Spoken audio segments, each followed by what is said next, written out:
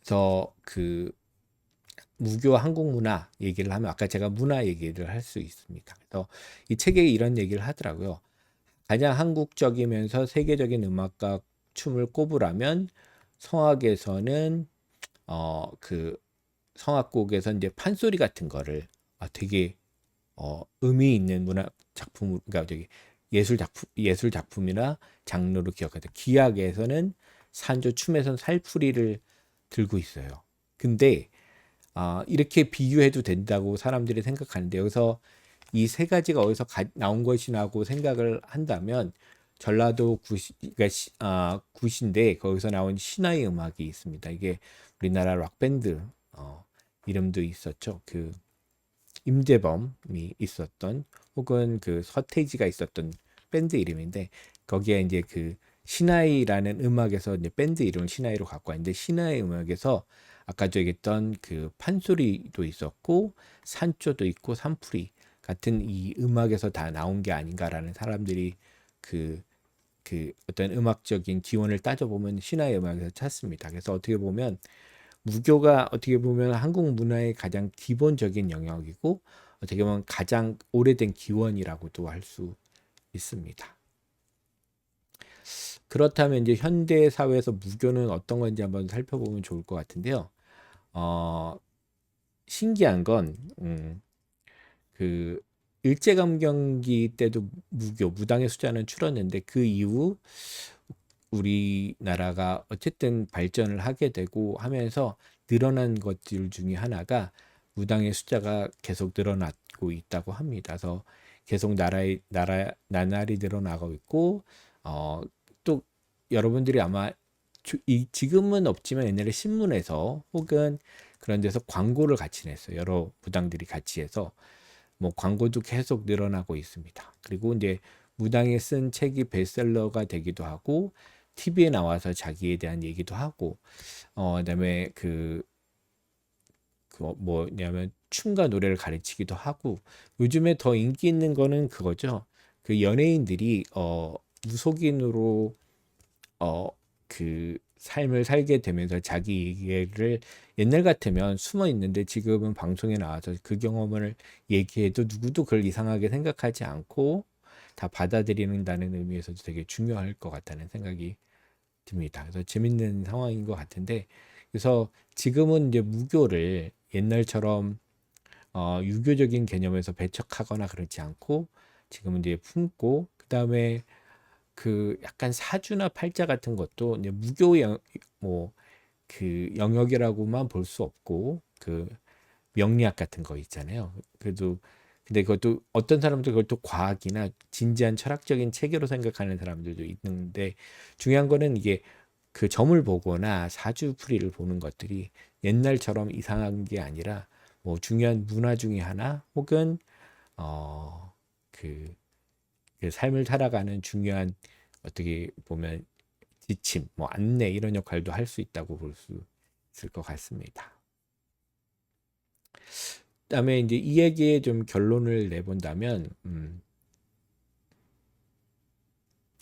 그 이 저자께서 결론을 어떻게 했냐면, 무교는 한국인의 영원한 종교, 혹 한국인의 원초적 심성을 결정한 종교라고 할 수 있을 것 같습니다. 그래서 여기서도 그 얘기를 하고 있어요. 뭐냐면, 우리나라에서 토속화된 많은 종교들이 있는데, 그 안에 보면 아까 불교 얘기를 했죠.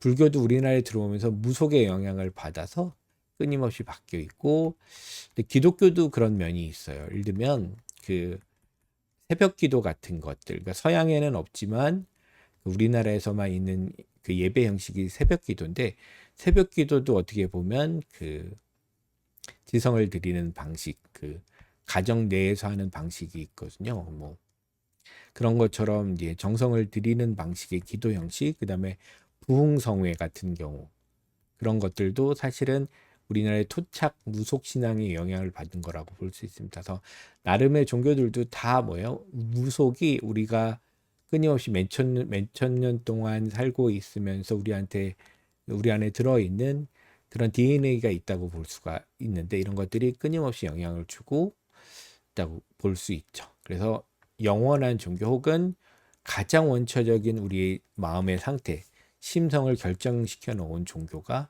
무속신앙이고, 그러니까 우리가 아무리 다른 종교를 진지하게 믿고 따르더라도 그 안에서는 그런 영향들을 찾아낼 수 있다는 것도 부정할 수 없을 것 같습니다.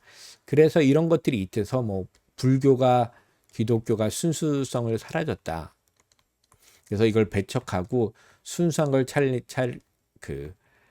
찾으면 진정한 종교의 모습을 찾을 수 있다라고 보는 건 너무 극단적인 것 같다는 생각이 듭니다. 왜냐하면 모든 종교는 나름의 그 살고 있었던 사람의 삶을 방영하고 존중해 주는 방식도 되게 중요한 것 같아서 순수함보다는 그 종교가 갖고 있는 어떤 순수한, 그러니까 외적인 의례나 그런 형식의 순수함보다는 어떻게 보면 가장 중요한 게 나의 개인적인 문제를 해결하고 사회 공동체를 어떻게 조율을 하는가라는 게 이제 종교적인 기능이라면 그것들을 잘 수행할 수 있으면 어느 정도 필요하게 받아들이고 영향을 주는 게 좋지 않을까라는 저희 생각도 있습니다.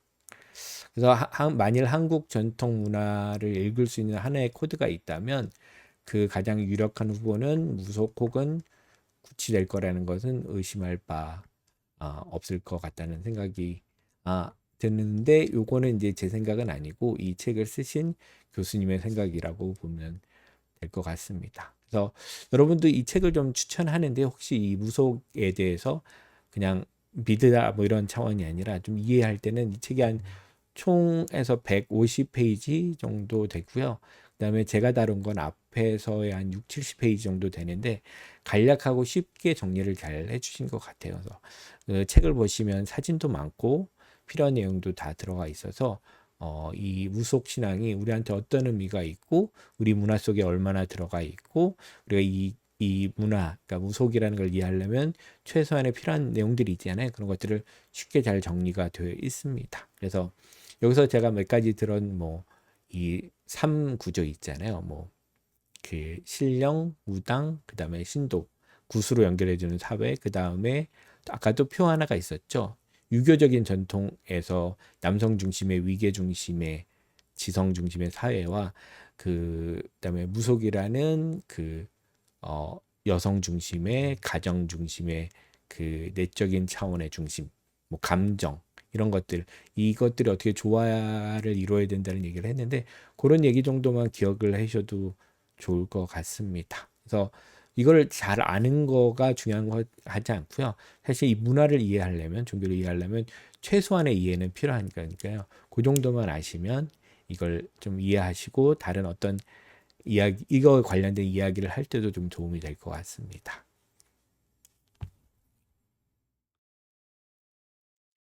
예, 그러면 무속 신앙, 무교에 대해서 얘기를 했으니까 이제 천도교부터 하나씩 얘기를 하도록 하겠습니다. 그래서 우리나라 근대 들어와서 생긴 어떻게 보면 민족 종교라고 부르고 우리나라의 토착적인 자생적인 종교라고도 할 수 있는 몇 가지를 보도록 하겠습니다.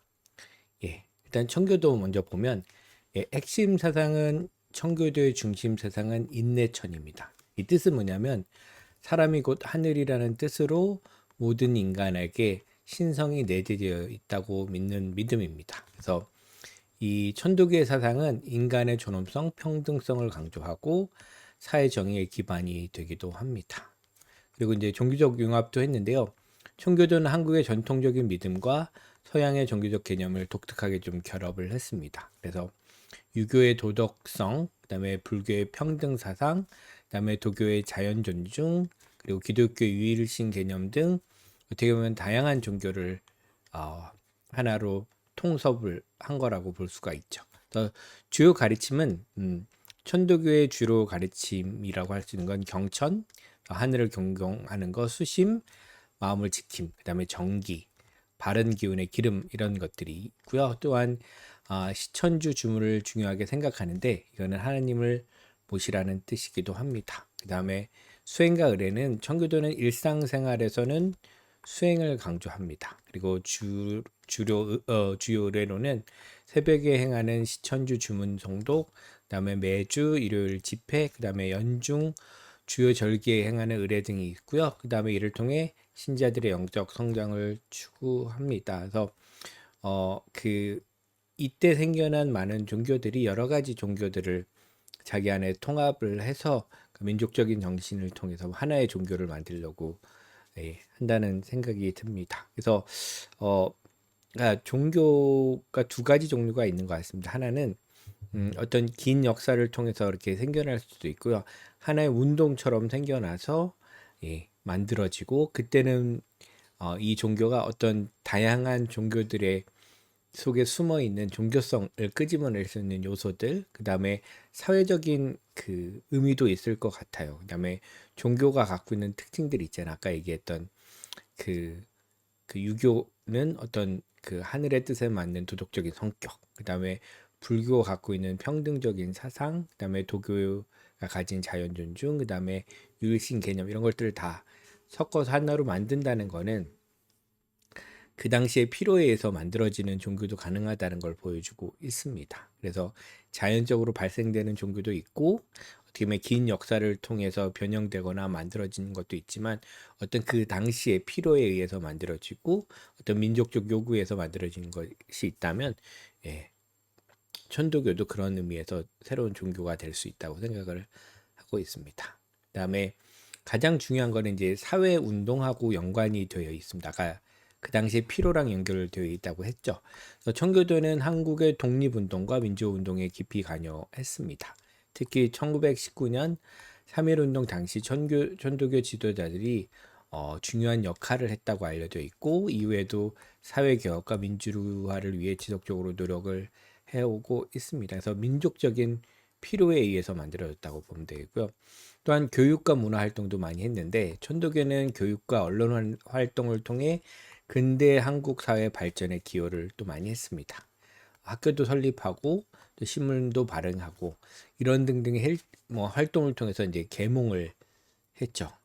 그래서 이는 한국의 근대화 과정에 아주 중요한 영향을 또 미쳤습니다. 그래서 현대사에서 한 역할을 보면, 오늘날 천도교는 비록 순자 수는 다른 종교에 비해 적죠. 왜냐하면 지금 여러분 주변에 이 천도교를 믿는다고 하는 사람들이 거의 없을 것 같아요. 여전히 한국 사회에서 중요한 역할을 또 하고 있습니다. 그래서 평화, 환경보호, 사회정의 등의 가치를 추구하고 다양한 사회 활동들을 하고 있습니다.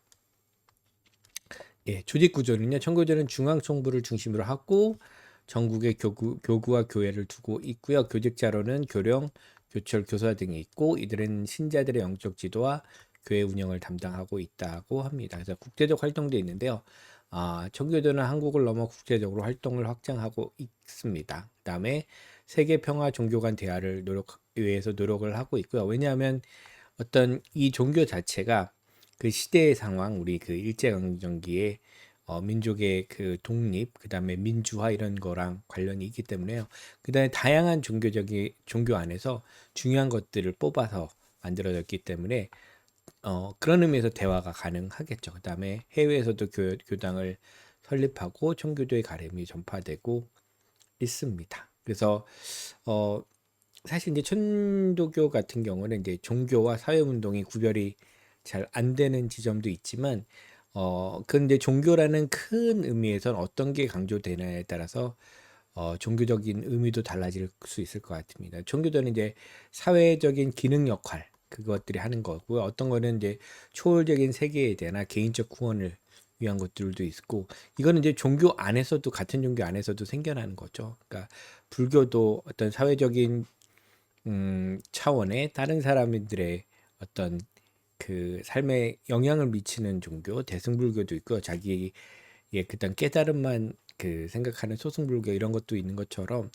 종교 안에서도 그렇고, 그 다음에 각각의 종교에서도 그 기능에 따라서 어떤 모양이 더 크게 나타날지도 있는 것 같습니다. 그래서 기독교도 마찬가지죠. 기독교도 자기의 어떤 기복적인 생각, 그 복에 대한 집중을 하는 경우도 있고, 사회적인 역할을 중요시하는 경우도 있기 때문에 어떻게 보면 종교를 단 하나의 개념으로 묶을 수는 없을 것 같습니다.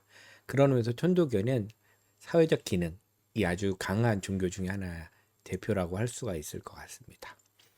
다음은 이제 대종교를 한번 보도록 하겠습니다. 그래서 천도교나 대종교는 이 책 천도교의 대종교고요. 이 책은 제가 조금 봤는데 한자도 많고 많이 어렵습니다. 그래서 여러분이 참고할 만한 교재는 아닌 것 같아요. 네, 정리를 했으니까 이 정도만 알고 계시면 될 것 같습니다. 대종교도 마찬가지로 천도교랑 비슷한데 전통 종교고, 이거는 이제 단군을 중심으로 하는 민족 종교입니다. 그래서 1909년에 창시가 되었고, 고조선의 건국기념을 바탕으로 했다고 합니다. 그래서 대종교는 1909년 3월 13일 나철이 창시한 민족 종교라고 볼 수 있습니다. 한 사람이 어, 앞에 천도교가 어떻게 보면 사회 운동으로 시작됐다면, 이건 민족 정기에 대해서 어떤 개인을 통해서 부흥된 종교라고 할 수 있고요. 대중교의 교리는 홍익인간 때문에 제사의하를 강조합니다. 이는 널리 이롭게 하고 세상을 화평하게 만든다는 의미. 그다음에 여러분 다 아시죠? 홍익인간이 널리 인간을 이롭게 하는 것, 제사의하는 세상을 화평하게 만든다는 이 두 가지가 가장 중요한 교리의 핵심이 될 것 같고요.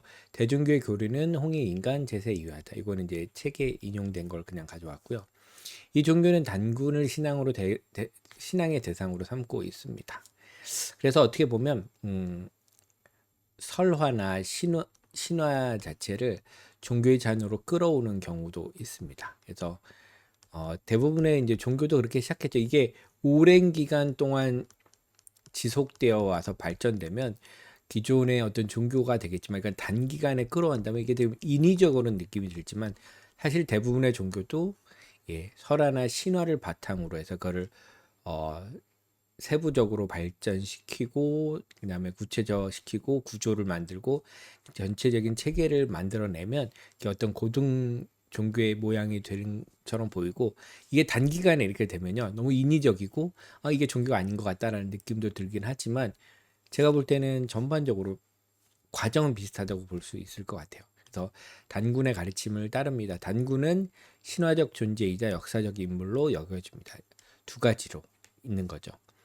대종교는 한민족의 시조 단군을 신앙의 대상으로 모시게 되고, 그다음에 대종교는 한민족의 정치성과 문화를 중요시합니다. 그래서 민족의 전통과 역사를 보존 발전시키는 것을 목표로 하고 있습니다. 그리고 주요 의례는 천제와 각종 제사의 방식이 되겠죠. 왜냐면 이게 단군 신화를 바탕으로 하고, 그다음에 여러분 만이산 같은 데 보면 있죠. 네, 천제, 하늘에 드리는 제사가 되게 중요하고, 특히 개천절에는 단군에 대한 대규모 제사를 지내기도 합니다. 대종교는 매년 개천절에 단군 성전에서 단군께 제사를 올리는 걸 중요시하고 있습니다.